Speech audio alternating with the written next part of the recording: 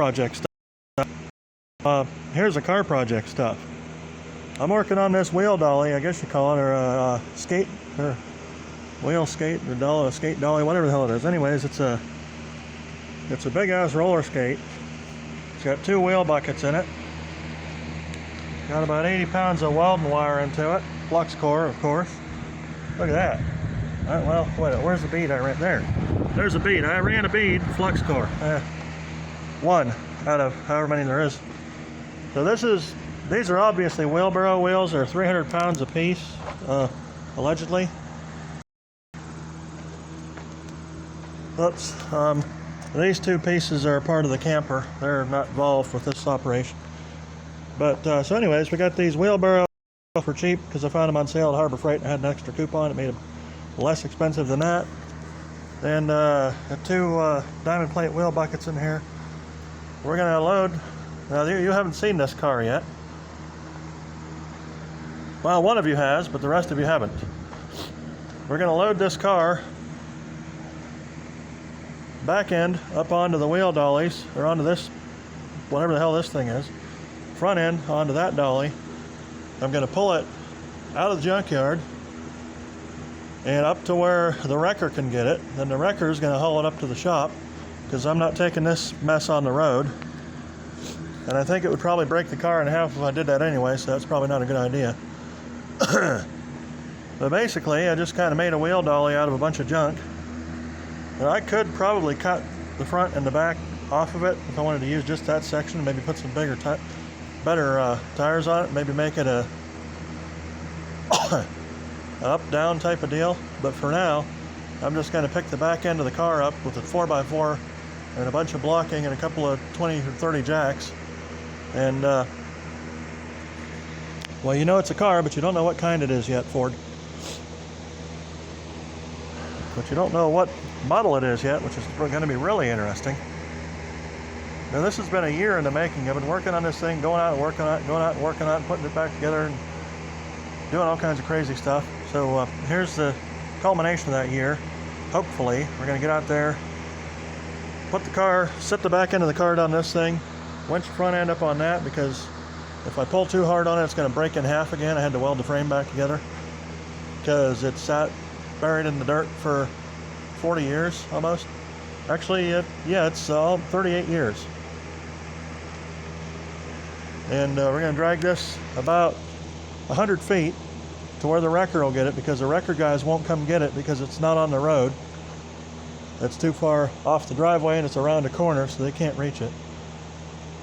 So I tow it myself out to where the wrecker guys can get it, and then the wrecker guys can pick it up and yank it the rest of the way up to the shop, and I'll do my thing with it.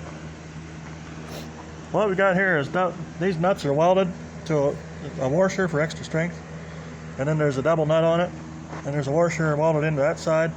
There's a double nut on this one too. So some of these are clamped down kind of hard, but they do spin freely. Well, except for that one. It's going to have to wear down because I think there's a fat weld in there that's keeping it in the way. But anyways, all it's got to go is like 100 feet with a car on it, I hope. And it's got to go around a corner, which might be the pain in the ass. Assuming it does those things, we should have another vehicle ready for the wrecker people to tow up. Oh, I got to move this out of the way yet, which means I got to finish bolting the suspension together. This is my camper frame. That's a Daytona axle. I don't think it's going to stay, but maybe it will. Who knows? I'll put air over hydraulic brakes on there and we'll be all set. I got to reinforce her some more because she's not enforced very much right now. But for now, I can just pull it out of the way, and this is about where the car's going to go. So there you go. That's about 300 pounds worth of metal and about 40 pounds, or I'd say maybe about 11 and 12 pounds worth of welding wire. That's a lot. There's going to be a little bit more because I got to run more beads underneath here. Well, I'm glad that's not hot. These are, it's going to have a little ramp across there so I can roll. Well, if I can't pick the car up, I want to more easily be able to roll it across here into there. And I can tear the front 2 wheels off it on both sides if I need to. I'll lower this front end just enough to pull the back axle over top of this lip. pull it, drag it across whatever sort of slippery wood that I happen to put on there, and then have the wheels drop into them buckets. I'm probably not going to be using the back axle or the frame of the car because the frame is totally shot, or the floor because there is no floor.